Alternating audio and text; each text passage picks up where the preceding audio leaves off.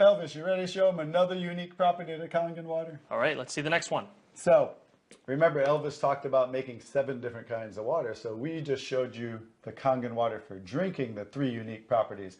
But 2 of those waters are, of course, the 2.5 pH water, the strong acidic water, and the high pH water, the 11.5 pH water. So one's used for sterilizing and one's used for cleaning. But since there's no harmful chemicals in there, we just use salt, electricity, and water. That means we can also do something else with those waters, and that is clean our produce. So how do you clean your produce at home? Usually either put it in their tap water. Sometimes you can buy some other type of cleaning agent to clean them off from any of the pesticides or any of the dirt that you have on them. All right, so we're just going to take some tomatoes that I just bought at the store on the way in here. These Nature's Sweet tomatoes, and we're going to do how you said. And now most people do this at home. Also, most restaurants do this. You know, they just clean the produce in the tap water. So we're going to soak those tomatoes in tap water, and then we're going to take, I already made some, the high pH water, which is the strong Kangen water. It's a pH of about 11.5. Could be 11 pH to about 11.5. And we're going to soak those there. Okay. And while those just soak for a minute, we're going to take some, I have sesame oil with me today.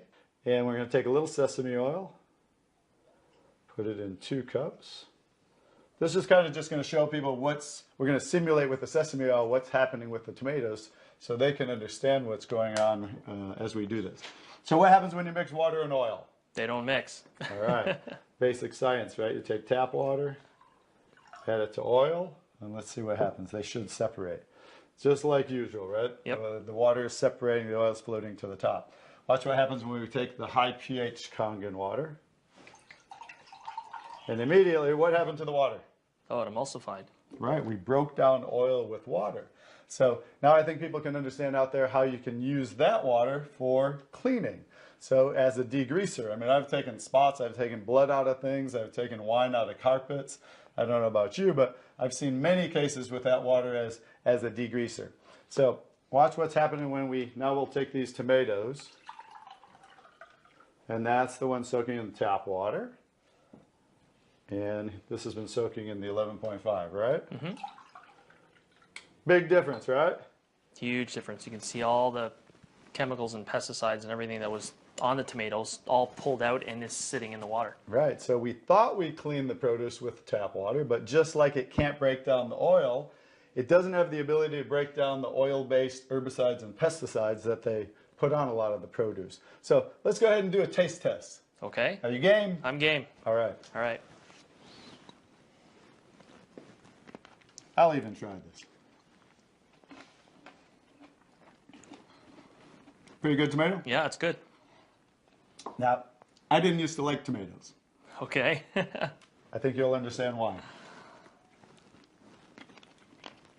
Has a different taste for sure. There's like a film. You can even feel it on the top of the outside of the skin of the tomato. There's a film on it. I even have an aftertaste in my mouth. Yeah, yeah. So, which tomatoes would you rather eat? Oh, absolutely, that one. Absolutely. Now I think you understand why thousands of restaurants in Japan are using this technology. I think you can understand how people can become more eco-friendly. They can reduce the chemical footprint and make their produce even taste better, right? Yeah, absolutely.